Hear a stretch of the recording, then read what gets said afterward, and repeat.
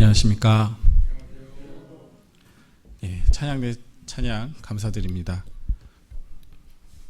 자, 그러면 함께 기도하고 말씀 공부하도록 하겠습니다. 사랑과 은혜가 충만하신 살아계신 아버지 하나님, 감사합니다. 저희를 죄악 가운데서 구원하여 주시고 또한 주님의 몸된 교회 가운데 이렇게 함께 할 수 있게 허락해 주심에 정말 감사합니다. 오늘 주님의 말씀을 듣고자 이렇게 함께 모인 우리 구원받은 성도들, 주님께서 항상 함께 하여 주시고 또한 오늘 주님께서 주시는 말씀으로 저희 마음 깊이 새겨지며 또한 그 말씀으로 삶을 살아가는데 도움될 수 있도록 도와주시기를 간절히 원하고 바랍니다. 저희가 구원받은 그리스도인으로서 주님의 복음 전하는 일과 또한 주변의 형제 자매님들과 교제하는데 부족함 없는 그리스도인 될 수 있도록 도와주시기를 간절히 원하고 바랍니다. 오늘 말씀 시종을 온전히 주님께 맡기오며 예수님 이름으로 감사하며 기도드렸습니다. 아멘. 자, 성경 말씀 요한복음 12장 함께 보겠습니다.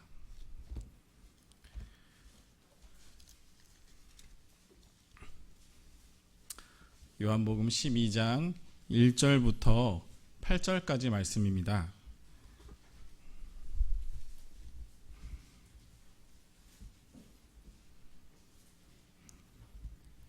요한복음 12장 1절부터 8절까지 말씀 다 찾으셨으면 함께 읽어보도록 하겠습니다. 6월절 엿새 전에 예수께서 베다니에 이르시니 이곳은 예수께서 죽은 자 가운데서 살리신 나사로에 있는 곳이라. 거기서 예수를 위하여 잔치할세 마르다는 이를 보고 나사로는 예수와 함께 앉은 자 중에 있더라. 마리아는 지극히 비싼 향유 곧 순전한 나드 한 근을 가져다가 예수의 발에 붓고 자기 머리털로 그의 발을 씻으니 향유 냄새가 집에 가득하더라. 제자 중 하나로서 예수를 잡아줄 가롯 유다가 말하되 이 향유를 어찌하여 300데나리온에 팔아 가난한 자들에게 주지 아니하였느냐 하니 이렇게 말함은 가난한 자들을 생각함이 아니요 저는 도적이라 돈꾀를 맞고 거기 넣은 것을 훔쳐 가밀어라. 예수께서 가라사대 저를 가만히 두어 나의 장사할 날을 위하여 일을 두게 하라. 가난한 자들은 항상 너희와 함께 있거니와 나는 항상 있지 아니하리라 하시니라. 자, 그리고 마태복음 26장도 함께 보겠습니다. 마태복음 26장 10절입니다. 마태복음 26장 10절입니다.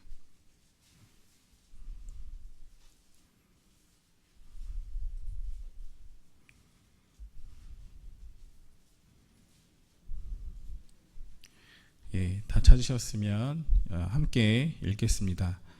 예수께서 아시고 저희에게 이르시되 너희가 어찌하여 이 여자를 괴롭게 하느냐 저가 내게 좋은 일을 하였느니라. 여기까지입니다. 다시 인사드리겠습니다. 안녕하십니까? 안녕하십니까? 저는 서울중앙교회에서 교제하고 있는 정승교 형제라고 합니다. 오늘 이렇게 제가 후포교회당에 와서 만나 뵙게 되어서 정말 반갑습니다. 개인적으로 이쪽 그 울진 지역은 처음 방문하게 됩니다. 제가 삼척이나 그 위쪽으로는 가봤는데 이렇게 울진은 이제 처음 와보게 되었는데요. 참 그래도 동해 바다이기 때문에 참 이렇게 기대를 하면서 왔습니다. 그 기대가 와서 보니 그 기대가 참 헛된 것이 아니구나 하는 그런 생각이 어제 많이 들었는데요.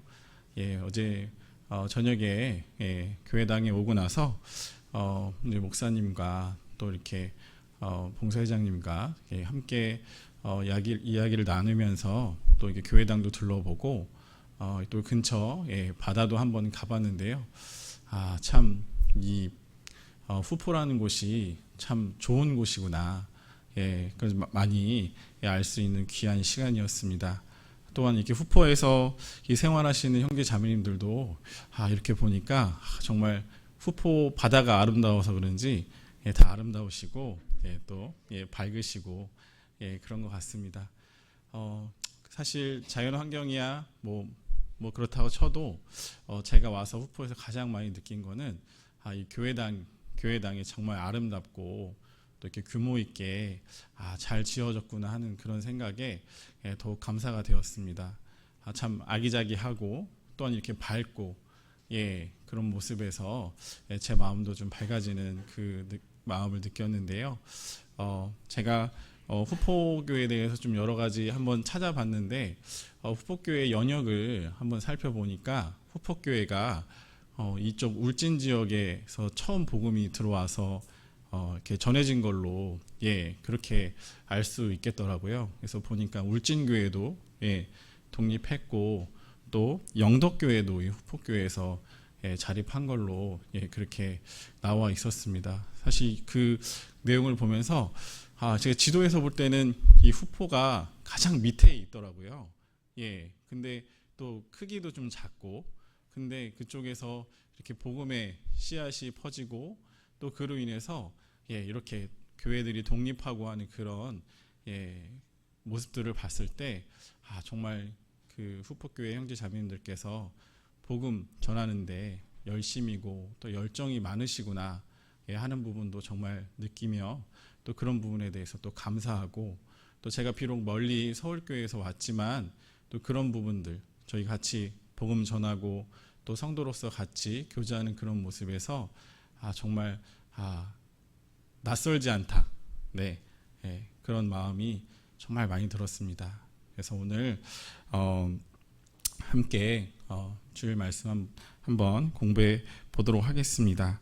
자, 이제 수양회 또 추계 수양회 모두 다 끝났습니다. 이제 지난주가 됐습니다. 오늘로써 지난주가 됐는데 지난주 월요일로 추계 수양회가 이제 다 마무리가 됐고요. 그래서 1차부터 7차까지 있었던 학예 수양회, 그리고 시각선교부 수양회, 그리고 추계 수양회까지 모두 잘 마무리가 됐습니다.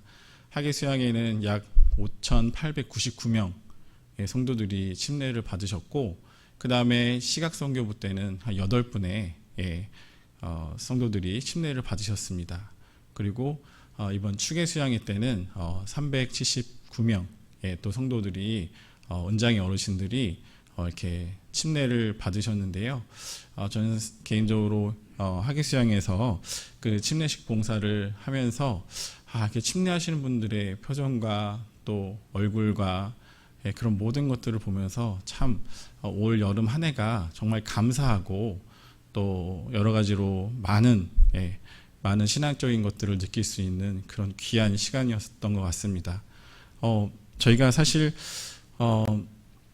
올해 4월까지만 해도 이렇게 학예 수양회를 모든 일정을 다 마무리하고 추계까지 할 수 있을까 하는 그런 생각이 서울교회에서 많이 들었거든요.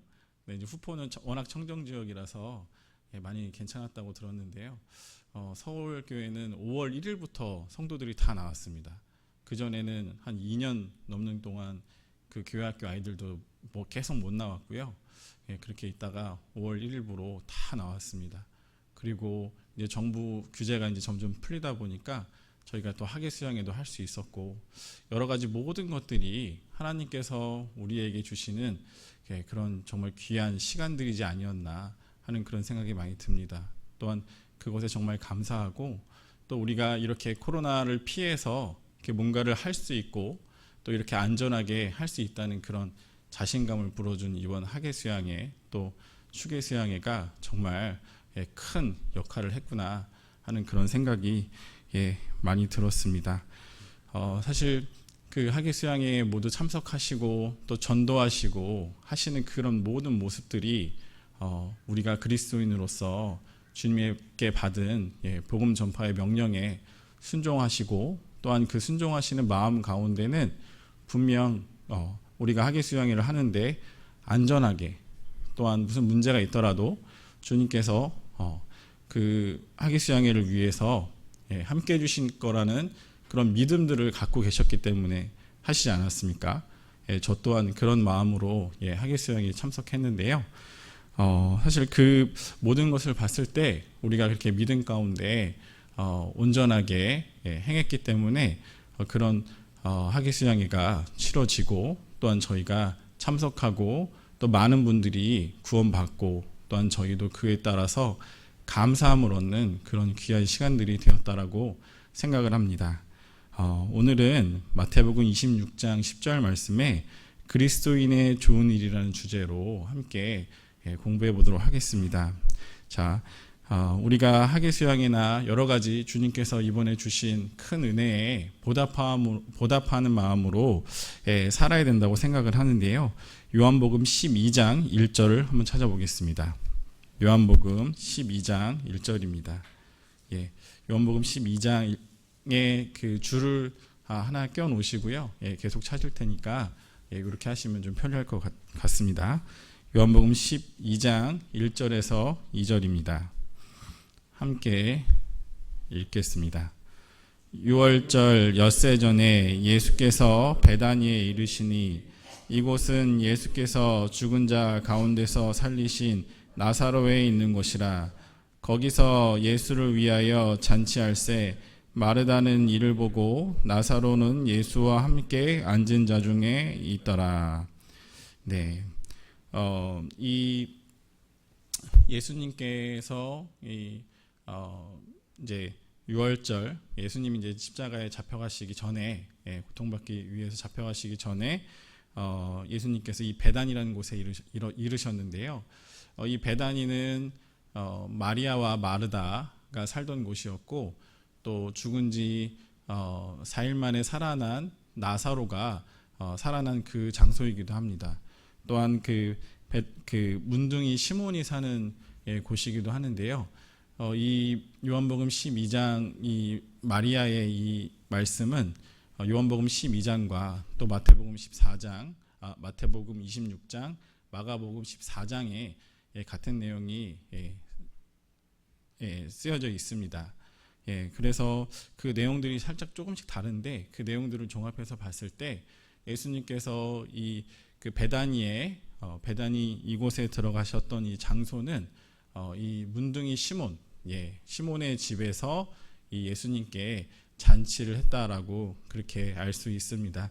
요한복음 12장에는 베다니라고만 나오는데 나머지 복음서에서는 그 베다니 시몬의 집에서 문둥이 시몬의 집에서 잔치했다라고 그렇게 기록되어 있습니다. 그 잔치를 연 주체가 사실은 확실치는 않습니다.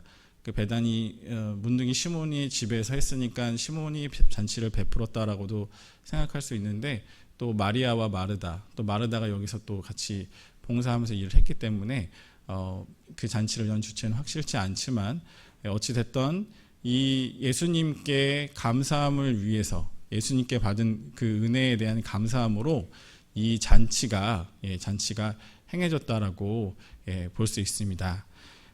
사실 마리아와 마르다 또 그 다음에 이 나사로는 이 남매인데요. 나사로 같은 경우에는 죽은 지 나흘 만에 살아나는 그런 이적을 경험하지 않았습니까? 그렇기 때문에 이 남매한테는 예수님이 해주신 이 나사로한테 해주신 이 큰 이적이 정말 감사하고 또한 엄청나게 큰 인생의 전환점이 되지 않았을까 하는 그런 생각이 많이 듭니다. 그랬기 때문에 이 마리아와 마르다, 나사로는 이 잔치에 참석을 했습니다. 그리고 그 잔치에 참석하는 이 남매의 마음에는 예수님의 은혜에 보답하는 마음으로 그런 마음으로 참석을 했습니다. 사실 하나님께서 주신 은혜에 보답하는 마음으로 그리스도인들이 살기를 원하십니다. 그 마음에 보답하지 않으면 성경 한번 찾아보겠습니다. 역대하 32장입니다.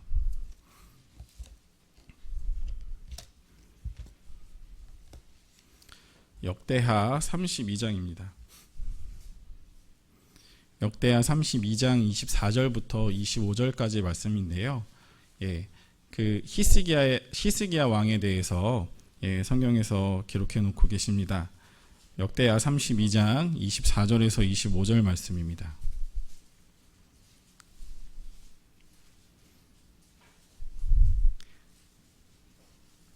다 찾으셨으면 함께 읽겠습니다. 그때 히스기야가 병들어 죽게 된 고로 여호와께 기도하매 여호와께서 그에게 대답하시고 또 이적으로 보이셨으나 히스기야가 마음이 교만하여 그 받은 은혜를 보답지 아니하므로 진노가 저와 유다와 예루살렘에 임하게 되었더니. 이 말씀에 히스기야가 하나님께 은혜를 받았지만 그 은혜에 보답하지 않아서 하나님의 진노가 임했다라고 말씀하고 계십니다. 사실 히스기야는 그 어떤 왕보다도 많은 은혜를 하나님께 받은 그 대표적인 인물입니다. 병들어 죽게 된 히스기야가 하나님께 기도함으로 생명이 15년이나 연장이 되었고요. 또한 그 생명이 15년 연장된 그 증표를 하나님께 보여달라고 해서 하나님께서 히스기야에게 그림자, 해 그림자가 10도나 뒤로 물러가는 그런 초자연적인 기적을 히스기야에게 보여주었습니다. 히스기야는 그렇게 하나님께서 받은 은혜가 많은 사람인데도 불구하고 여기 오늘 방금 읽은 역대하 32장 말씀에 교만하여 그 받은 은혜를 보답지 아니했다라고 말씀하고 계십니다. 따라서 우리 그리스도인들도 우리가 여태까지의 삶을 돌이켜 보면 우리가 구원받고 또한 이렇게 구원받은 무리 가운데 거할 수 있게 하여 주심도 주님의 큰 은혜라고 생각할 수 있습니다. 근데 그 큰 은혜에 우리가 반드시 보답하는 마음으로 살아야 된다라고 말씀드릴 수 있는데요.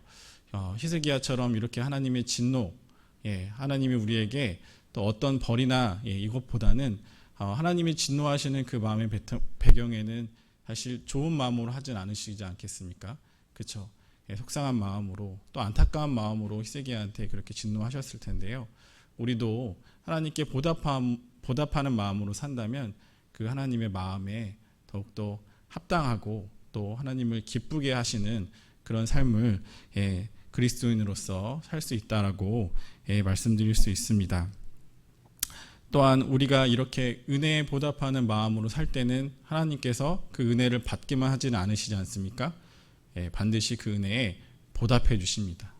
축복으로 보답해 주십니다. 히스기야도 이 32장 26절 25절 그 이후에 히스기야도 마음을 돌이켜서 하나님께 반성했고 또한 그 진노를 하나님께서 다시 그치셨다라고 성경에서는 말씀하고 계십니다. 따라서 하나님은 우리가 그 받은 은혜를 감사할 때 기뻐하시고 또한 우리에게 더욱 큰 것들을 허락해 주시는 분이라는 것을 알 수 있습니다. 자, 근데 이 받은 은혜의 감사함을 위해서 오늘 나사로, 마리아, 그 마르다에 대해서 좀 더 살펴볼 텐데요. 이 세 사람은 각자의 방식으로 하나님께 감사함을 표현했다라고 성경에서는 말씀하고 계십니다. 자, 먼저 공통적인 모습이 있습니다. 사실 공통적으로 이 세 사람은 예수님을 사랑하는 사람들이었습니다. 자, 우리가 예수님께 받은 은혜를 가장 먼저 또 가장 쉬운 방법으로 우리가 보답할 수 있는 방법은 사실 다른 게 아니고 우리를 사랑하셔서 우리를 구원해 주신 그 예수님을 또 하나님을 사랑하는 그 마음이 바로 우리가 예수님께 받은 은혜를 보답하는 것이다 라고 말씀드릴 수 있습니다. 요한복음 11장 3절부터 5절까지를 같이 읽어보도록 하겠습니다. 요한복음 11장 3절부터 5절입니다. 요한복음 11장 3절부터 5절입니다. 함께 읽겠습니다. 이에 그 누이들이 예수께 사람을 보내어 가로되 주여 보시옵소서 사랑하시는 자가 병들었나이다 하니 예수께서 들으시고 가라사대 이 병은 죽을 병이 아니라 하나님의 영광을 위함이요 하나님의 아들로 이를 인하여 영광을 얻게 하려 함이니라 하시더라. 예수께서 본래 마르다와 그 동생과 나사로를 사랑하시더니 네, 하나님께서는 또한 자신을 사랑하는 자를 더욱 사랑하시는 분입니다. 우리가 분명 예수님께 받은 그 은혜의 감사함으로 사랑하지만 또한 그 사랑하는 자들을 더 사랑하신다고 말씀하고 계십니다. 방금 읽었던 요한복음 11장 3절에 그 누이들이 예수께 사람을 보내어 가로되 보시옵소서 사랑하는 자가 병들었나이다. 네, 사랑하는 자가 병들었나이다라고 예수님께 말씀하고 계시는 것이죠. 근데 여기까지만 읽으면 뭐 이렇게 자기들만 사랑한다 그래? 뭐 이렇게 생각할 수도 있긴 하지만 이 그 11장 5절에 보면 예수께서 본래 마르다와 그 동생과 나사로를 사랑하시더니라고 말씀하고 계십니다. 예, 맞습니다. 예수님께서 마르다와 마리아, 나사로가 예수님을 더 사랑하기 때문에 예수님께서도 그 사랑을 알고 이 남매를 더욱 사랑해 주신 것입니다. 그랬기 때문에 이렇게 큰 이적을 행해 주시고 이 신약 성경에서 이 세 남매에 대한 이야기가 참 많이 나오고 있습니다. 자, 하나님은 모든 사람을 분명히 사랑하시죠. 하지만 이렇게 자신을 사랑하는 사람을 더 사랑하시는 것입니다. 잠언 8장 17절에 나를 사랑하는 자들이 나의 사랑을 입으며 나를 간절히 찾는 자가 나를 만날 것이니라 라고 말씀하고 계십니다. 나를 사랑하는 자들이 나의 사랑을 입는다. 네, 나를 사랑하는 자들. 따라서 우리가 하나님께 더욱 사랑을 받고 싶으면 이것은 쉬운 일이죠. 예, 우리가 하나님을 더 사랑하면 되는 것입니다. 네, 그래서 우리가 주님께 받은 은혜에 감사하는 마음으로 또 하나님을 더 사랑하고 그런 마음으로 산다면 또한 그것에 대한 축복으로 하나님께서 우리를 더욱 사랑하신다라고 알 수 있습니다. 또한 이 세 사람의 모습은 예수님을 사랑하는 것은 공통적이었고 또 이 세 사람이 잔치 때 한 행동들은 서로 조금 달랐습니다. 자, 먼저 나사로를 한번 살펴보겠습니다. 자, 요한복음 12장 2절을 한번 보겠습니다. 요한복음 12장 2절입니다. 함께 읽겠습니다. 거기서 예수를 위하여 잔치할새 마르다는 이를 보고 나사로는 예수와 함께 앉은 자 중에 있더라. 네, 나사로가 형제였기 때문에 그냥 봉사하지 않고 앉아 있었을까요? 그것은 아니었던 것 같습니다. 나사로는 여기 예수님의 말씀을 듣는 그 무리 가운데 함께 있었다라고 말씀하고 계시는데요. 사실 우리가 전도 집회나 또 그 학예 수양회를 할 때 분명 구원 받으실 분, 그러니까 새로 인도되시는 분들만 말씀을 듣는 건 아니지 않습니까? 그렇죠? 우리가 구원받은 그리스도인으로서 항상 주님의 말씀을 사모하고 또한 우리가 이미 알고 있는 전도 집회 말씀이라도 그 말씀을 항상 우리가 듣고 또한 그 말씀을 생각함으로 우리가 구원받은 것에 대해서 다시 한번 확증하고 그 구원에 대해서 감사하는 그런 마음으로 우리가 살아가는 게 그리스도인으로서 합당한 삶이라고 생각합니다. 따라서 이 나사로가 한 이 행동은 예수님의 말씀을 듣고자 이렇게 함께 모였기 때문에 그 무리 가운데 앉아 있었던 것만으로도 또 우리 성도의 역할을 충분히 했다라고 말씀드릴 수 있습니다. 자, 그리고 나사로의 역할은 여기까지가 아닙니다. 요한복음 12장 9절 한번 보겠습니다. 요한복음 12장 9절입니다. 함께 읽어보도록 하겠습니다. 유대인의 큰 무리가 예수께서 여기 계신 줄을 알고 오니 이는 예수만 위함이 아니요 죽은 자 가운데서 살리신 나사로도 보려 함이로라. 이 12장 9절 말씀에 사람들이 예수님만 보러 온 것이 아니고 죽은 자 가운데서 살리신 나사로도 보러 왔다라고 말씀하고 계십니다. 자, 이 말씀은 나사로가 자기가 죽었다가 살아난 그 경험을 통해서 그 경험이 사람들에게 전해지고 또한 나사로도 그 경험에 대해서 꾹 입 다물고 있지는 않았을 것입니다. 성경에 나오지 않지만 분명 자신이 겪었던 그 신기한 일에 대해서, 그 기적과 같은 일에 대해서 분명히 주변 사람한테 얘기했을 것이고, 또한 그 가운데 예수님에 대해서 분명히 얘기를 안 할 수 없었겠죠. 그렇기 때문에 나사로가 죽었다 살아난 이 행동, 그 다음에 그 행동을 주변에 전파되고 또 그런 모습들이 다 나사로가 예수님을 증거하는 것이 되는 것입니다. 또한 나사로를 보기 위해서 이 사람들이 잔치에 왔다고 말씀하지 않았습니까? 그것을 통해서 나사로가 그 사람들을 전도한 격이 되는 것이죠. 사실 우리도 마찬가지입니다. 우리도 영원히 죽을 가운데, 세상 가운데 거하던 우리 사람들도 하나님께서 우리에게 그 생명의 말씀을 전해주시고 또한 그것으로 우리가 영원한 사망에서 또한 영원한 천국으로 옮겨지지 않았습니까? 우리 영혼이 죽음에서 생명으로 옮겨진 것이죠. 죽었던 나사로가 살아났던 것처럼 우리 또한 그런 동일한 경험을 영적으로 하게 된 것입니다. 그리고 우리는 그런 경험들을 주변에 말하지 않을 수 없죠. 또 그 주변에 말하고 또한 우리가 그리스도인으로서 살면서 그 마음이 변화되고 생활이 변화되는 그런 모습들을 통해서 주변 사람들이 그 그리스도인의 모습을 통해서 교회당에 오게 됩니다. 나사로가 했던 이 행동이 바로 우리가 지금 믿지 않은 자들을 전도하기 위해서 행하는 그 전도의 모습과도 같다고 말씀드릴 수 있습니다.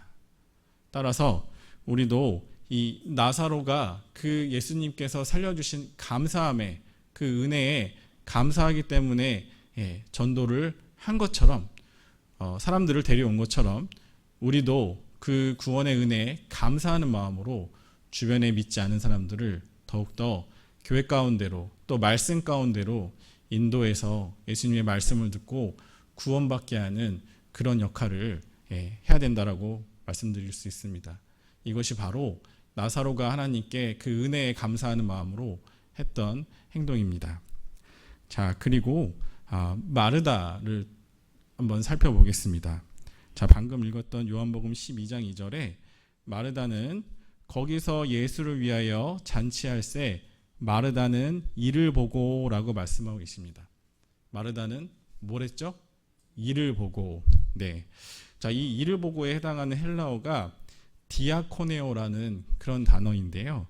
이 디아코네오 이 단어가 다시 해석해 보면 섬기다, 봉사하다라는 뜻도 가지고 있다고 합니다. 네. 문맥상 이 뜻과 같이 살펴보면 이 마르다는 예수님을 위해서 분주하게 봉사했다라고 우리가 알 수 있습니다. 사실 이 디아코네오라는 이 단어에서 그 집사라는 단어가 디콘이라고 합니다. 영어로. 그 디콘이라는 단어도 이 헬라어 디아코네오라는 단어에서 나왔다고 하더라고요. 그것처럼 이 디아코네오, 열심히 봉사하다. 사실 마리아가 이렇게 마르다가 이렇게 봉사한 행동은 우리가 앞서 배웠던 것처럼 마르다는 일을 하고 마리아는 말씀을 듣고, 네, 그렇게 해서 마리아처럼 봉사도 중요하지만 말씀을 더 가까이 한다. 네, 그건 맞는 말씀입니다. 맞는 말씀이고 우리가 항상 그 마음을 가져야 합니다. 하지만 그 마르다와 같은 그런 역할을 하시는 분들이 항상 있어야 되는 것도 맞습니다. 자, 이유는 우리가 전도 집회나 학예 수양회를 하게 된다면 말씀을 전하시는 분, 또 말씀을 들으시는 분만 있으면 얼마나 좋겠습니까? 그렇죠? 하지만 그분들이 말씀을 듣고 말씀을 전하기 위해서는 그분들을 위해서 안 보이는 곳에서 봉사하시는 봉사의 손길이 반드시 필요합니다. 그 봉사의 손길이 없다면 우리가 하는 전도 집회, 학예 수양회는 진행되지 않을 것입니다. 이번 추계 수양회 때 약 5,900명 정도의 성도들이 오셨는데요. 그 중에 1,000명이 봉사 인원이었습니다. 그 1,000명이 없다면 나머지 4,900명은 수월하게 원활하게 말씀을 들을 수가 없는 것입니다. 반드시 마르다가 했던 이 행동처럼 이를 보고 이 행동처럼 우리도 복음이 전해지는 모든 곳에서 이런 마르다와 같은 손길이 분명히 필요합니다. 또한 우리가 그 가운데 이 봉사하는 가운데 하나님께 받은 은혜를 감사함으로 한다면 정말 더할 나위 없이 좋은 그런 봉사일 것입니다. 따라서 복음이 전해지는 곳에 이렇게 마르다와 같이 또한 나사로와 같이 말씀을 듣고 또 전도하고 또 마르다와 같이 봉사를 하는 이 모든 일이 다 중요한 것이죠. 그래서 이 모든 것이 합해서 주님의 큰 선한 일을 이루게 된다라고 말씀드릴 수 있습니다. 우리가 항상 같은 일을 반복하고 또한 같은 행사를 반복한다라고 생각할 수 있지만 근데 그 가운데 우리가 매번 반복하지만 그 가운데 계속해서 하나님께 우리가 받은 은혜를 보답하는 기회라고 생각하시고 항상 임하셨으면 좋겠습니다. 자, 그리고 세 번째로 마리아를 통한 교훈을 알아보겠습니다. 요한복음 12장 3절입니다. 요한복음 12장 3절입니다. 함께 읽겠습니다. 마리아는 지극히 비싼 향유 곧 순전한 나드 한 근을 가져다가 예수의 발에 붓고 자기 머리털로 그의 발을 씻으니 향유 냄새가 집에 가득하더라. 네, 마리아는 다 잘들 아시겠지만 그 자기가 모은 전 재산을 예수님께 한 번에 드린 그런 여인입니다. 자기가 갖고 있던 모든 것을 드린 사람이죠. 따라서 마리아는 그 앞에 나사로와 마르다가 했던 그 모든 행동을 마리아가 한 행동이 다 포함한다라고 말씀드릴 수 있습니다. 마리아가 모든 것을 바친 것처럼 마르다의 행동에 대해서 우리가 많은 교훈을 얻을 수 있는데요. 그 이유는 마리아의 이 행동은 예수님을 최고 또한 최상으로 여기고 헌신하고 희생하는 마음이 그 속에 있기 때문입니다. 복음이 전해지는 곳에 이 마리아와 같은 그런 헌신과 희생이 반드시 뒤따라야 합니다. 주님께서는 자신을 드린 많은 그리스도인을 통해서 복음의 역사를 나타내시기 때문에 그렇습니다. 자, 이 마리아가 부어드린 순전한 나드 한 근에 대해서 설명을 좀 드리겠습니다. 이 나드는 히말라야가 원산지라고 합니다. 그리고 이 히말라야가 원산지인 이 나드는 매우 비싼 고급 향료에 속했는데요. 자, 그 이유는 나드가 히말라야가 원산지이기 때문에 약 해발 3,000에서 4,000m 사이에서 나는 그런 식물이라고 하고요. 그리고 이 나드를 쪄서 그 다음에 그것을 짜서 향유를 얻는데 이렇게 한 아름 나드를 가지고 씻고 쪄서 짜면은 한두 방울 나온다고 합니다. 그러면 그 한두 방울 나오는 거를 이렇게 뭐 한 근 또 한 옥합을 얻기 위해서는 얼마나 많은 수고와 노력이 필요하겠습니까? 그렇죠? 그래서 그런 그 정도의 양을 얻기 위해서는 정말 많은 사람의 노력과 수고가 필요한 것이 바로 이 나드 한 근입니다. 또한 이 나드 한 근은 나드는 지금 이 이스라엘에 있던 팔레스타인 지역에서 나지 않고요. 제가 말씀드린 히말라야 지역에서 나기 때문에 팔레스타인 지역과 히말라야 지역은 서로 다른 나라입니다. 그러니까 이 수입품인 거죠. 예. 지금도 수입품은 비싸지 않습니까? 그렇죠? 근데 그 당시에는 뭐 교통이 좋지도 않고 이렇게 교육이 활발하지도 않았기 때문에 이런 것들을 들여오기 위해서는 엄청나게 큰 값을 지불해야 되는 것이죠. 예. 그래서 이 귀한 향유가 약 300데나리온에 해당했다고 합니다.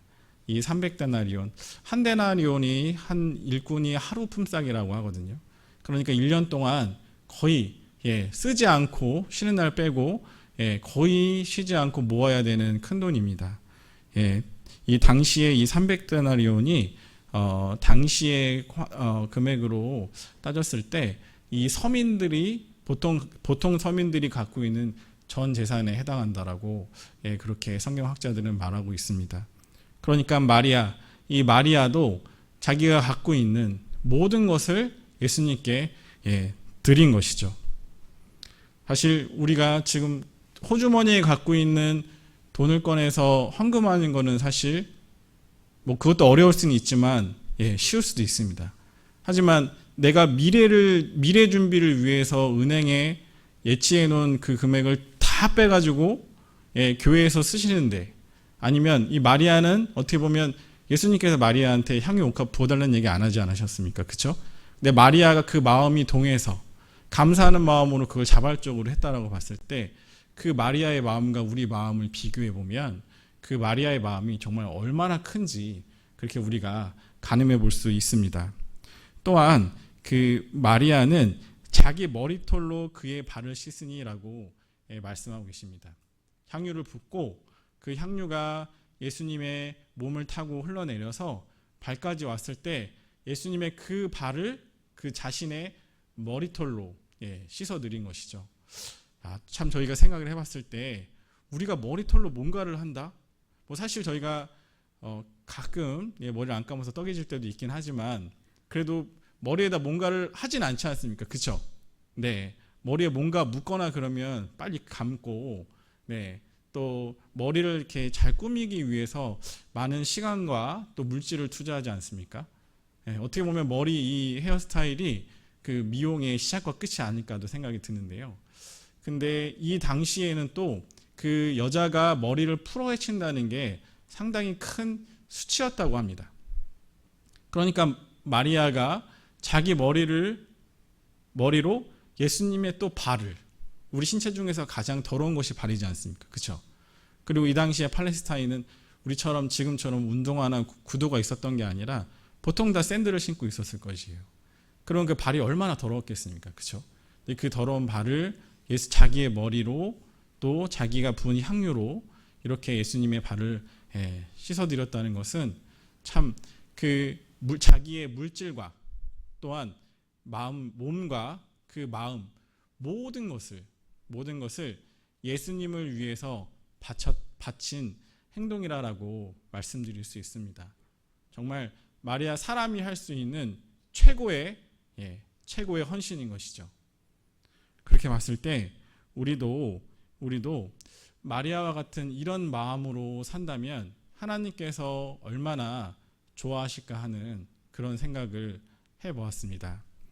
마리아가 한 이 행동은 성경에 기록되어 있고 하나님께서는 이 이후에 예수님께서는 이 이후에 마리아가 한 이 행동에 대해서 칭찬하고 계시는데요. 어찌됐건 이 마리아의 이 행동은 계속해서 복음이 전해지는 곳에 계속 전해지게 돼 있죠. 따라서 우리도 이 마리아와 같은 이런 마음으로 하나님을 경외하고 또한 하나님의 말씀을, 예수님을 사랑해야 된다라고 생각을 합니다. 또한 마리아는 그럼 마리아의 이 행동에 대해서 그 마음에 어떤 마음이 있었기 때문에 마리아가 이 행동을 할 수 있었을지에 대해서 조금 더 살펴보면 큰 도움이 됩니다. 자, 먼저 마리아는 예수님을 그리스도임을 확실히 믿는 마음에서 이러한 헌신이 나왔다고 생각합니다. 누가복음 10장 38절입니다. 누가복음 10장 38절입니다.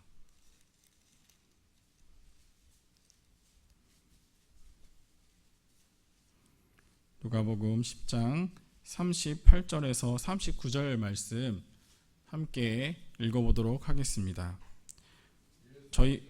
저희가 길 갈 때에 예수께서 한 촌에 들어가심에 마르다라 이름하는 한 여자가 자기 집으로 영접하더라. 그에게 마리아는 동생이 있어 주의 발 아래 앉아 그의 말씀을 듣더니.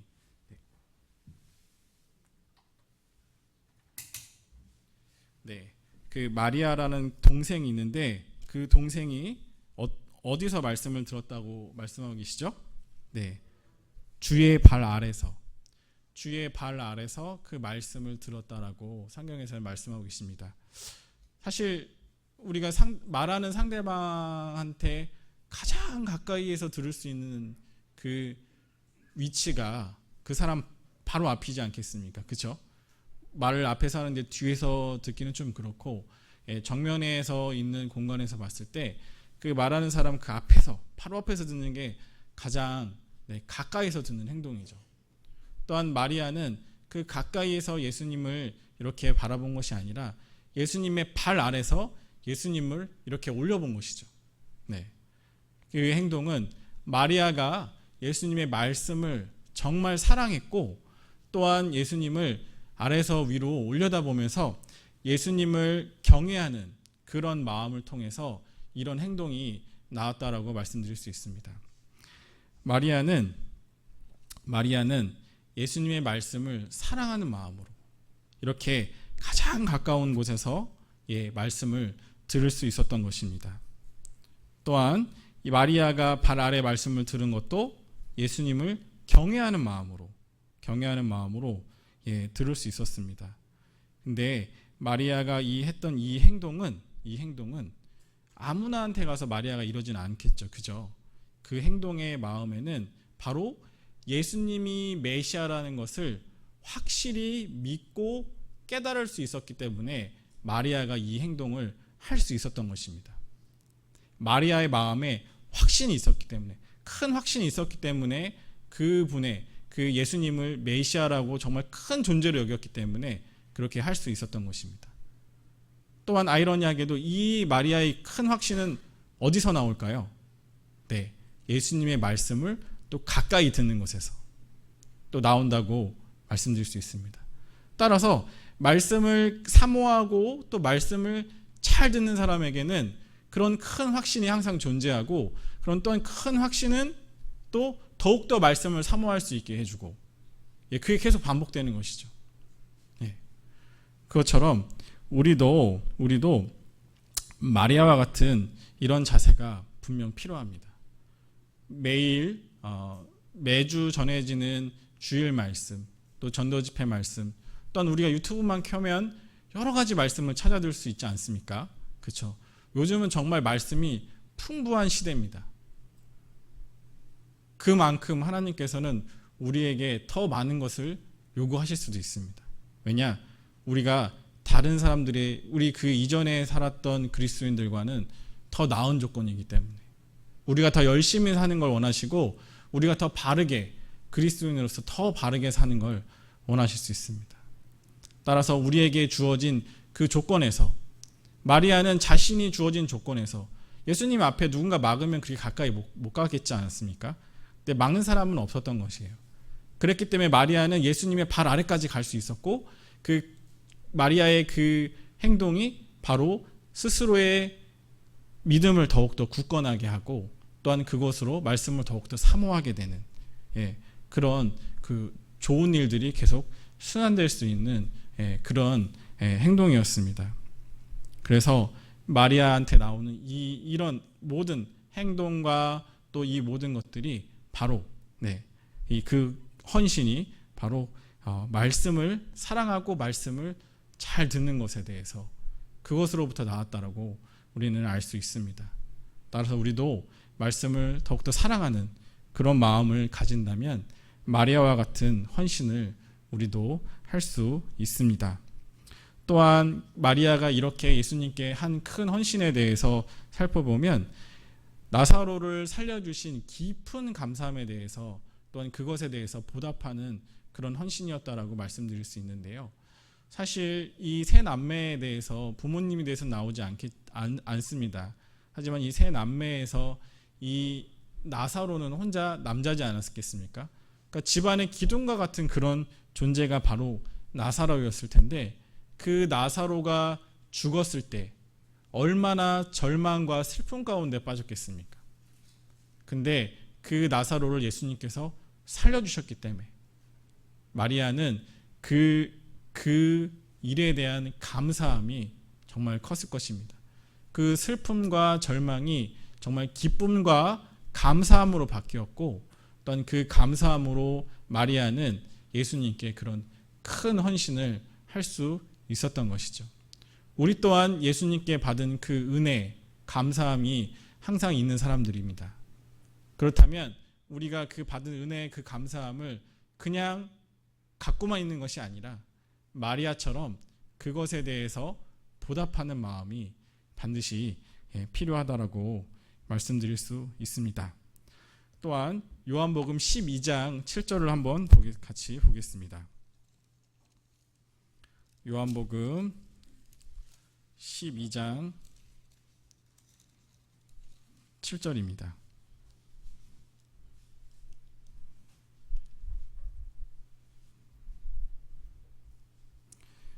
다 찾으셨으면 함께 읽겠습니다. 너희에게는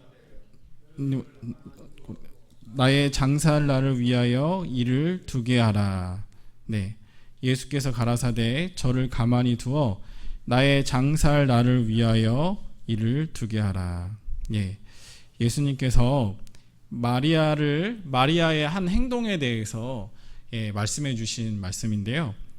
저를 가만히 두어 나의 장사할 날을 위하여 두게 하라. 자, 이 마리아의 행동에 나의 장사할 날을 위하여 이를 두게 하라. 네, 라고 예수님께서 말씀하신 이유는, 마리아는 예수님께서 죽으시고 부활하실 것에 대한 확실한 믿음이 있는 여인이었습니다.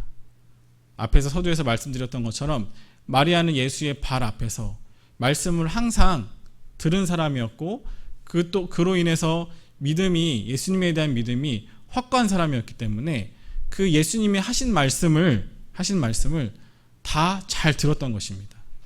그랬기 때문에 예수님께서 돌아가시고 십자가에 못 박히시고 다시 살아날 것이라는 예수님의 말씀을 확고히 믿었던 것이죠. 사실 제자들도 이 당시에는 잘 이해하지 못하고 깨닫지 못했던 말씀인데, 마리아는 그 말씀을 알았던 것입니다. 그랬기 때문에 마리아는 예수님의 죽으심을 준비한 것입니다. 이 마리아가 향유를 붓는 이 행동은 이스라엘의 옛날 유대에는 죽은 자에게 향유를 붓는 그런 풍습이 있었다고 합니다. 마리아가 생각하기 예수님이 돌아가시고 다시 살아나시기 때문에 자기는 예수님의 돌아가심에 대해서 예비를 하고 싶은데, 다시 살아나시면 그 향유를 부을 시간이 없지 않겠습니까? 그러니까 예수님이 돌아가실 걸 미리 알고 그 향유를 미리 부어드린 것으로 또 생각해 볼 수 있습니다.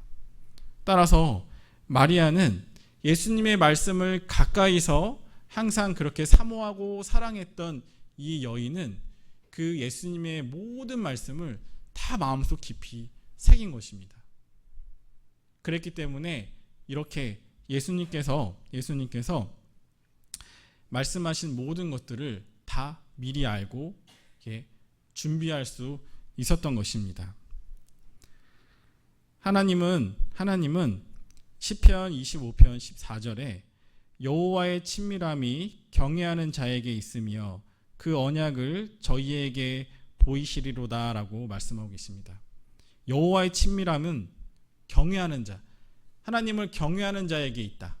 그리고 그 사람에게 그 언약을, 그 말씀을 보이신다, 깨닫게 해주신다라고 말씀하고 계십니다.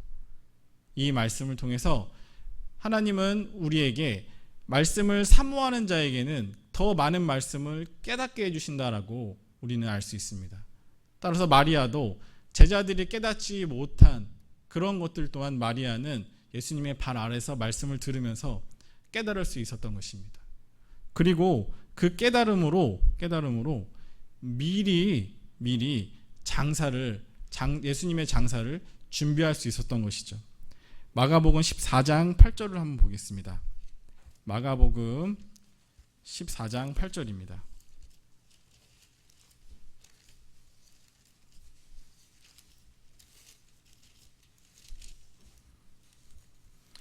마가복음 14장 8절입니다.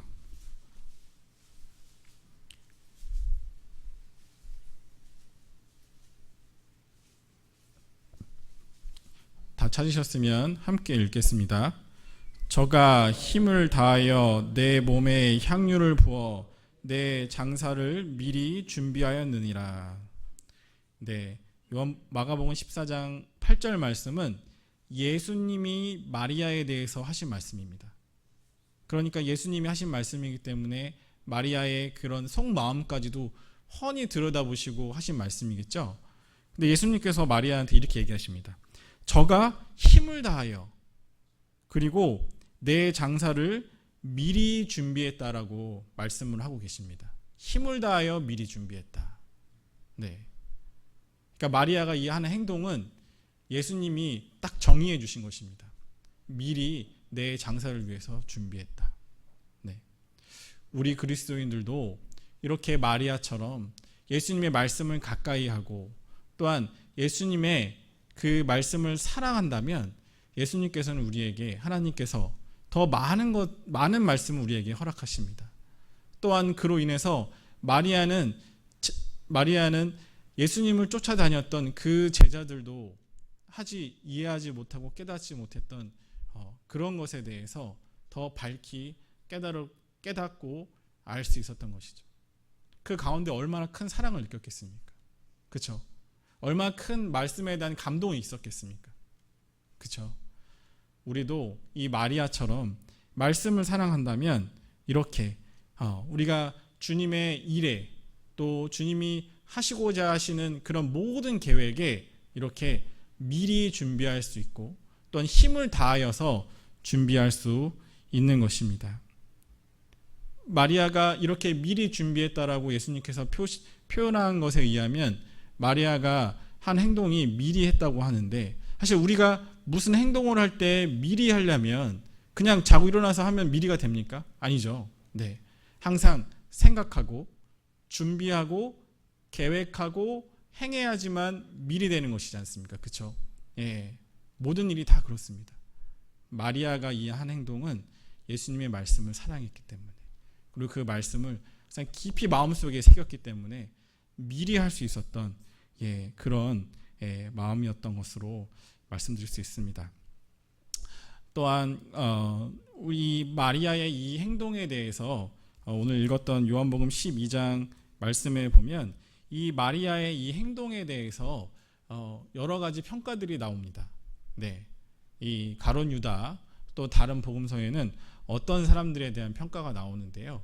그 사람들의 그 평가에 대한 마음의 이면을 한번 살펴보고 우리가 좀 더 교훈을 얻어보겠습니다. 네, 먼저 마리아의 이 행동을 그 요한복음에는 가룟 유다가 책망했다라고 말씀하고 계십니다.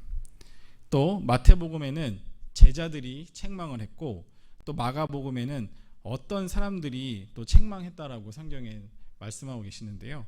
이렇게 정황상 종합해 보면 아마 가룟 유다는 물질 때문에 가장 크게 마리아를 책망하지 않았을까 생각합니다. 그 이유는 이제 가룟 유다는 그 돈을 가져가야 되지 않습니까? 그렇죠? 예. 그리고 다른 제자들 또 다른 사람들은 그런 가룟 유다의 그런 그 논리에 그 동참해서 마리아한테 함께 뭐라고 했던 것 정도로 생각해 볼 수 있습니다. 자, 그러면 그 가룟 유다의 그 마음, 가룟 유다의 그 생각에 대해서 한번 살펴보겠습니다. 요한복음 12장 6절입니다. 요한복음 12장 6절입니다.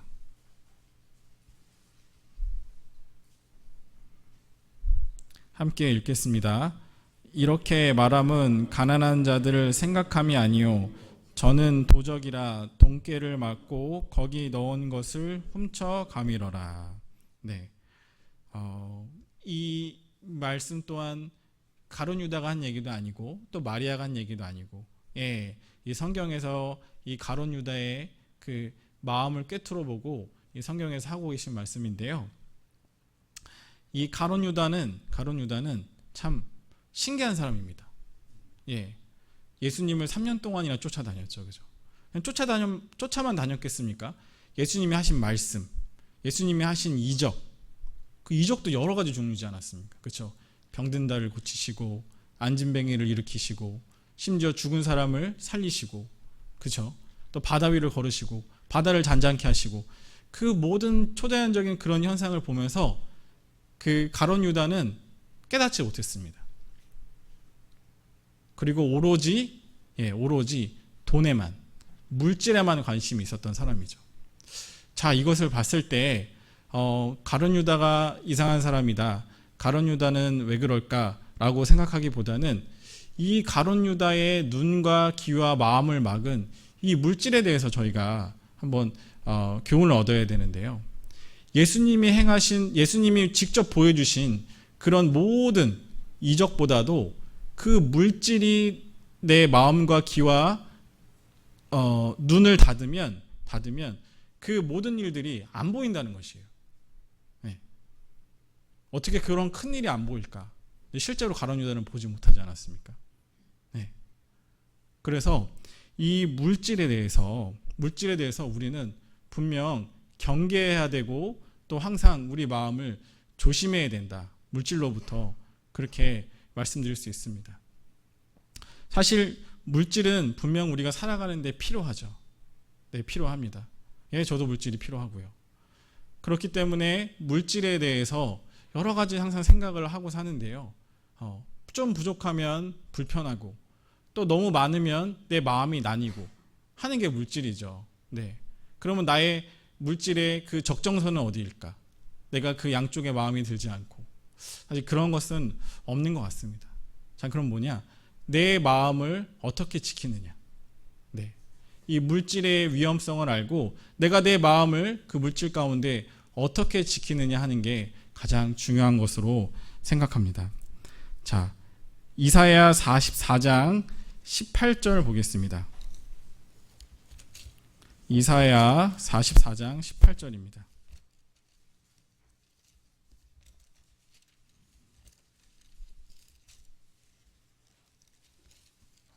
이사야 44장 18절에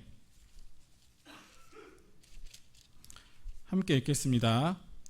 그들이 알지도 못하고 깨닫지도 못함은 그 눈이 가리워져서 그 마음이 어두워져서 깨닫지 못함이라. 그 눈이 가리워져서 보지 못하고 그 마음이 어두워져서 깨닫지 못한다. 바로 가룟 유다와 같은 마음이지 않습니까? 이 물질이 이렇게 사람의 눈과 마음을 가리워서 깨닫지 못하고 알지 못하게 하는 게 바로 물질이기 때문에 우리는 그 물질에 대해서 항상 경계하는 마음이 필요합니다. 내 마음을 그 물질로부터 보호한다고 생각하시면 좋을 것 같습니다.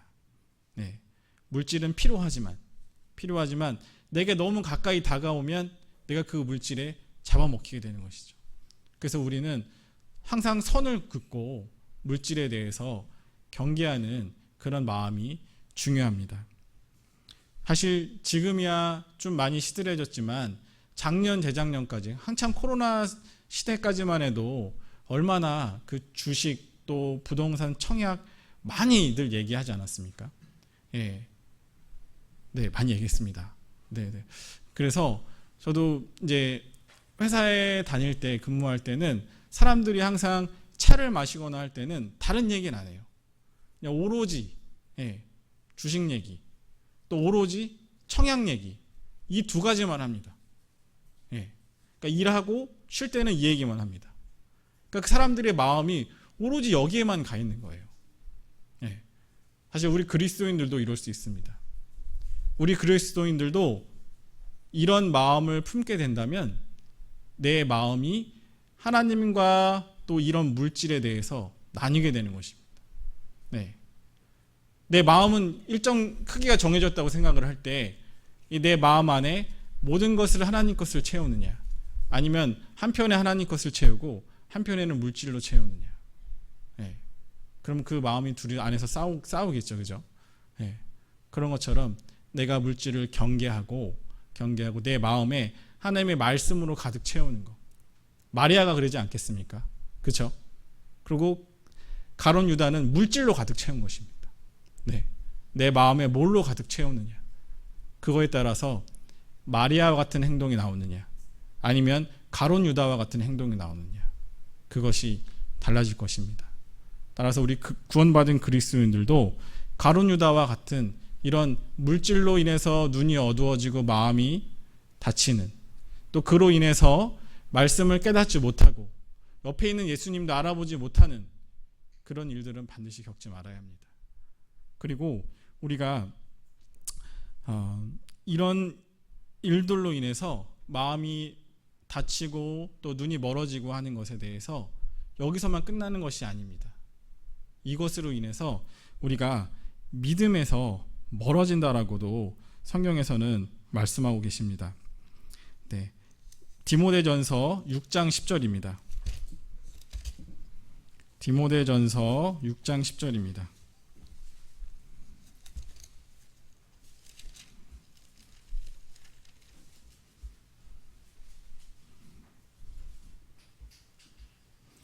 자, 디모데전서 6장 10절 말씀. 네, 신약성경 342페이지 정도 됩니다. 디모데전서 6장 10절 말씀 함께 읽겠습니다. 돈을 사랑함이 일만하게 뿌리가 되나니 이것을 사모하는 자들이 미혹을 받아 믿음에서 떠나 많은 근심으로써 자기를 찔렀도다.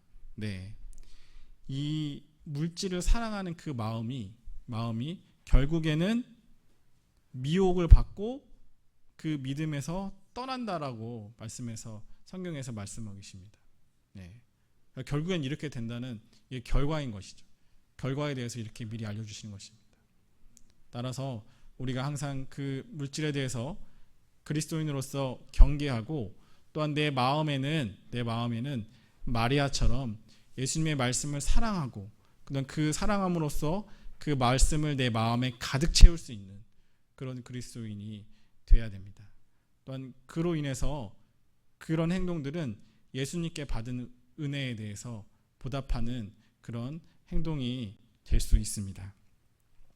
또한 가룟 유다 말고 이 마리아를 책망한 제자들 또는 어떤 사람들의 가치관에 대해서도 한번 살펴볼 텐데요. 마가복음 14장 한번 펴보겠습니다. 마가복음 14장 4절입니다.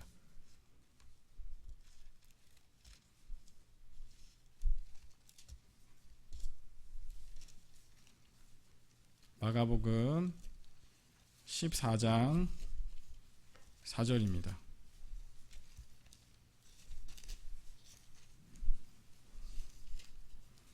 네, 찾으셨으면 함께 읽어보도록 하겠습니다. 어떤 사람들이 분내어 서로 말하되 무슨 의사로 이 향유를 허비하였는가. 네, 어떤 사람들이 분을 내어서 마리아한테 이 향유를 허비했냐라고 묻는, 그러니까 책망하는 그런 말씀이죠. 이 어떤 사람들은 가룟 유다처럼 그 돈께 그것을 가져갈 거다라고 생각은 안 하겠지만, 적어도 이 어떤 사람들은 마리아가 예수님께 한 행동보다 그 어려운 사람들을 도와주는 그 구제를 더 중요시 여긴 사람들이 바로 이 어떤 사람들입니다. 그렇기 때문에 예수님께 한 행동에 대해서 책망하고 있는 것이죠. 너 왜 그 비싼 향유를 예수님께 부어서 허비해? 그거 팔아서 가난한 자들한테 주면 더 크게 되잖아. 이런 얘기지 않습니까? 네. 근데 이 사람들의 이 마음은 바로 예수님에 대한 가치, 예수님의 얼마나 존귀한 분이시고 또 최고의 분이심을 모르기 때문에 나온 그런 생각이라고 말씀드릴 수 있습니다. 만약 내 앞에 계신 분이 예수님이 왕이고, 그렇죠? 왕이고 정말 존귀하신 분이라면 그 향유를 부었을 때 그 앞에서 그 얘기를 할 수 있었을까요? 절대 못했을 것입니다. 만약에 그 앞에 왕이 있었는데 왕한테 그 향유를 부어드려서 왕한테 최고의 예우를 갖추었을 때 그 이 사람들이 왕 앞에서 그 얘기를 할 수 있었겠습니까? 못했습니다.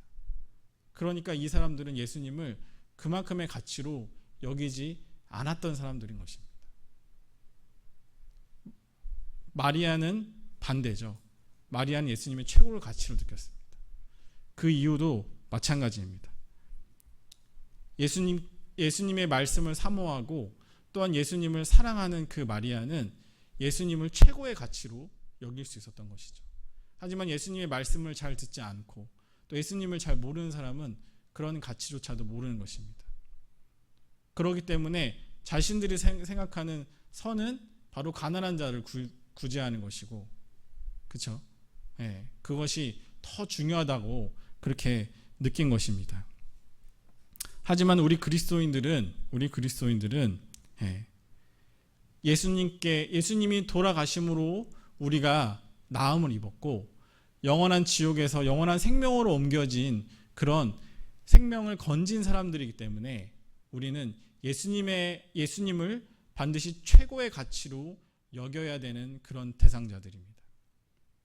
따라서 우리의 가치관은 마리아와 같은 가치관이어야 합니다.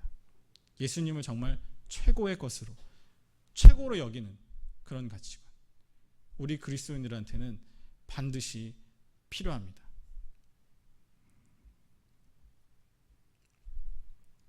또 그렇게 된다면 여기 방금 읽었던 요한복음 14장, 마가복음 14장 4절에 무슨 의사로 이 향유를 허비하였는가라고 얘기하지 않겠죠. 그렇죠? 허비가 아니라 헌신으로 바뀌게 되는 것입니다. 마리아한테는 이 향유를 부은 것이 허비가 아니라 헌신으로 바뀌게 되는 것입니다. 자, 그러면 우리는 구제를 언제 하느냐? 네, 잠언 3장 9절 보겠습니다. 잠언 3장 9절.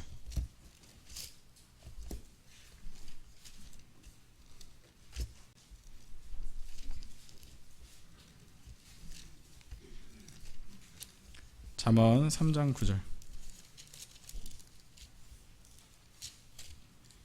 네, 잠언 3장 9절 함께 10절까지 함께 읽어보도록 하겠습니다.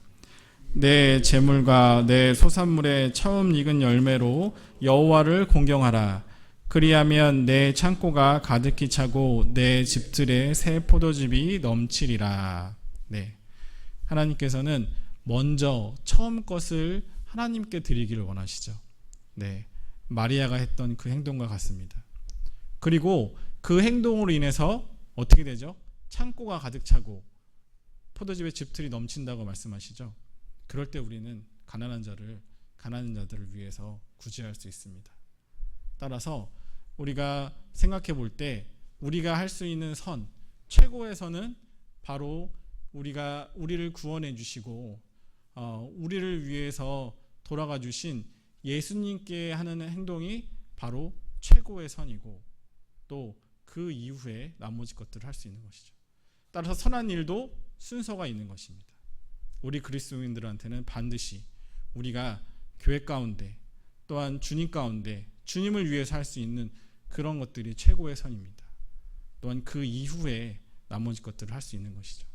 네, 저희가 반드시 이것들을 명심하고 살아야지 된다라고 생각을 합니다. 자, 그리고 마지막으로 마리아의 가치관은 앞에서도 계속 말씀을 조금씩 드렸는데요. 바로 예수님을 최고의 가치관으로 여겼던 그런 가치관이죠. 네, 마리아의 이 최고의 가치관이 앞에서 두 부류의 사람들을 봤을 때 가장 올바른 것이고 또한 마리아가 하는 그 행동이 하나님께 받은 은혜를 보답하는 마음으로 하는 온전한 그런 마음이라고 말씀드릴 수 있습니다. 자, 예화를 하나 말씀드리겠는데요. 바로 그 웩 선교부를 창설한 C.T. 스터드의 예화입니다. 자, 이 C.T. 스터드는 영국 캠브리지 대학에서 공부를 했는데요. 학교에서는 공부로는 수석을 달리고 또한 학교에서 이 크라켓이라는 운동 선수였다고 합니다. 크리켓. 크리켓은 그 영국, 또 호주, 뭐 인도, 그러니까 영국령이었던 나라들에서 하는 그 야구와 비슷한 그런 스포츠거든요. 근데 그게 상당히 인기가 있습니다. 지금도 인기가 있어요. 그래서 TV에서 그 크리켓 결승전만 되면 많은 사람들이 그 모여서 보고 환호할 정도로 우리나라와 축구와 같은 그런 경기가 바로 이 크리켓입니다. 이 크리켓에도 대단히 소질이 있었다고 합니다. 그래서 영국 전체 시합에서 금메달을 따기도 했다고 합니다. 근데 이 시티 스터드는 공부도 잘하고 이렇게 운동도 잘하고 그러면 앞날이 청년으로서 촉망받는 그런 훌륭한 인재지 않겠습니까? 근데 이 시티 스터드가 캠퍼스에서 있었던 집회에서 구원을 받고 중국 선교를 결심하게 됩니다. 그리고 중국 선교를 오랫동안 갔다 오고 나서 몸이 너무 쇠약해져서 다시 영국으로 돌아왔는데, 근데 그 몸을 다시 이끌고 아프리카 선교를 하게 됩니다. 그리고 결국 아프리카 선교지에서 돌아가셨는데요. 이 시티 스터드의 그 아프리카로 떠날 때에 사람들이 많이 만류했다고 합니다. 몸도 안 좋고 어려운데 아프리카는 또 그 풍토병과 또 더위와 여러 가지 해충과 이런 것이 많지 않겠습니까? 그렇죠? 그런 곳에 아픈 몸을 이끌고 가는 시티 스터드에게 많은 주변 사람들이 만류했다고 합니다. 근데 시티 스터드는 그 만류하는 사람에게 이런 의미 있는 말을 남겼다고 합니다. 하나님의 아들 예수 그리스도가 이 땅에 오셔서 날 위해 또 날 구원하시기 위해 십자가에 죽으신 것이 참으로 사실이라면, 그것이 참으로 사실이라면 내가 그를 위해 바치는 희생은 그 어떤 것도 지나친 희생일 수 없습니다. 이렇게 얘기하고 떠났다고 합니다. 이 시티 스터드는 예수님이 하신 그 십자가의 사역, 그것들에 대해서 정말 마음속 깊이 깨달아 알고 굳게 믿으면서 그거에 감사하는 마음으로 예수님이 하신 그 희생은 내가 앞으로 할 희생, 내가 했던 희생, 앞으로 할 희생에 비하면 아무것도 아니다. 바로 마리아와 같은 마음으로 했을 것입니다. 시티 스터드는 장래가 촉망받는 청년이었지만 자기의 모든 젊음과 그 이후의 생을 복음 전파하는 데 사용을 했습니다. 마리아도 마찬가지 아니었습니까? 마리아도 자신이 갖고 있는 모든 것을 드렸죠. 근데 그 갖고 있는 것뿐만 아니라 자기의 마음, 몸, 그리고 그 물질까지도 다 예수님께 드린 그런 여인이었습니다.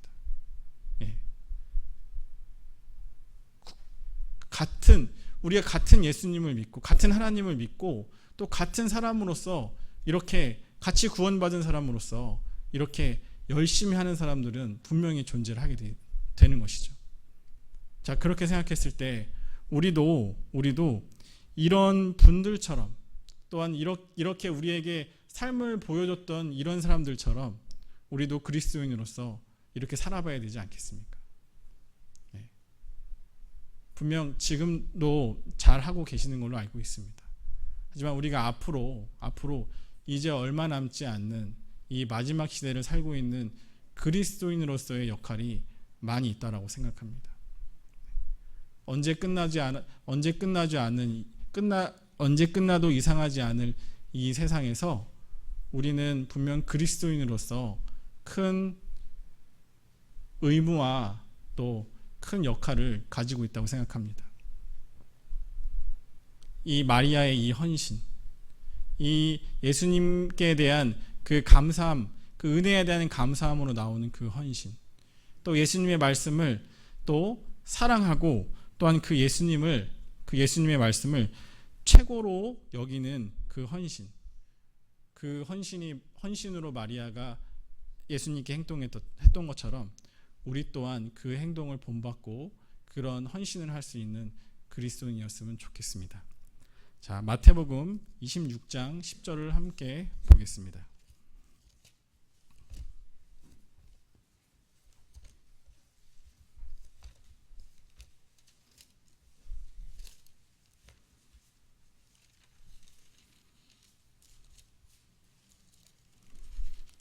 마태복음 26장 10절입니다.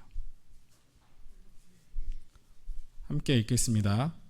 예수께서 아시고 저희에게 이르시되 너희가 어찌하여 이 여자를 괴롭게 하느냐? 저가 내게 좋은 일을 하였느니라. 네, 예수님께서 마리아의 한 행동에 대해서 이렇게 말씀하고 계십니다. 좋은 일을 하였느니라. 좋은 일. 네, 우리가 그리스도인으로서 이렇게 마리아처럼 예수님께 좋은 일을 할 수 있다면, 또 예수님께 이런 좋은 일이라는 평가를 받을 수 있다면 얼마나 감사할까요? 네. 우리가 지금 현재 하고 있는 모든 것, 네, 맞습니다. 다 좋은 일입니다. 교회 가운데서 봉사하시고 또한 주변에 믿지 않은 자들에게 전도하시고 다 좋은 일입니다. 그렇지만 우리가 더 좋은 일을 찾아보면 많이 있지 않겠습니까? 이 마리아가 예수님께 직접 들은 이 말씀, 저가 내게 좋은 일을 하였느니라, 직접 들은 말씀 아닙니까? 그렇죠? 네, 우리도 나중에 예수님을 만났을 때 예수님이 우리에게 말씀해 주시면 이렇게 저가 누구누구가 내게 좋은 일을 행하였다 라고 그렇게 우리가 평가를 받는 그리스도인이 된다면 우리가 정말 감사함으로 그런 정말 큰 영광성에서 우리가 천국에서 살 수 있지 않을까 하는 그런 생각이 듭니다. 따라서 우리 후폭교회 형제 자매님들도 그런 마음으로 함께 신앙생활에 나가셨으면 좋겠습니다. 또한 우리가 하는 이 좋은 일은 복음이 전파되는 곳에 마리아의 헌신이 기념됐던 것처럼 우리가 하는 그 좋은 일도 계속해서 기념이 될 것입니다. 마리아는 예수님이 그리스도임을 깨달았고 예수님께 감사하는 마음으로 자신의 가장 중요한 것, 모든 것을 드렸습니다. 예. 따라서 그 모든 것이, 그 행동이 또 이 복음이 전해지는 모든 곳에 계속 전파가 되고 있고 또 주일에는 이렇게 설교가 되고 있습니다. 그런 것처럼 우리가 어디에서 어떤 행동을 할지 모르겠지만 우리가 항상 예수님께 하는 좋은 일이라는 걸 이렇게 생각했을 때 분명 우리의 그 한 행동 하나하나도 하나님께서는 잊지 않으시고 그 행동들을 이렇게 마리아의 좋은 일처럼 이렇게 이 후대에 전하실 것이다라고 생각합니다. 우리는 분명 예수님께 받은 은혜가 있기 때문에 그 받은 은혜에 마리아처럼 감사하며 그렇게 사시는 그리스도인이 되셨으면 좋겠습니다. 네, 제가 기도하고 마치겠습니다. 사랑과 은혜가 많으신 살아계신 아버지 하나님 감사합니다. 저희를 죄악 가운데서 구원하여 주시고 또한 이렇게 주님의 몸된 가운데 함께 거할 수 있게 허락해 주심에 정말 감사드립니다. 오늘 주님의 말씀을 듣고자 이렇게 함께 모이신 후폭교회 형제 자매님들 그 마음속에 주님의 말씀이 깊이 새겨지고 또한 마리아처럼 주님께 받은 은혜를 보답하며 또한 주님의 말씀을 사랑하고 또한 주님을 사랑하는 마음으로 주님이 허락하신 날들을 살아가실 수 있도록 도와주시기를 간절히 원하고 바랍니다. 전국 각지에서 또한 전 세계에서 전해지는 그 복음의 사역을 또한 저희가 위해서 기도할 수 있게 주님께서 항상 함께하여 주시고 또한 저희가 또 주변에 믿지 않은 자들을 전도하는데 또한 교회 가운데 또 주변의 형제 자매님들을 챙기는데 부족하지 않는 그리스도인 될 수 있도록 도와주시기를 간절히 원하고 바랍니다. 이 이후의 시간도 온전히 주님께 맡겨오며 예수님 이름으로 감사하며 기도드렸습니다. 아멘.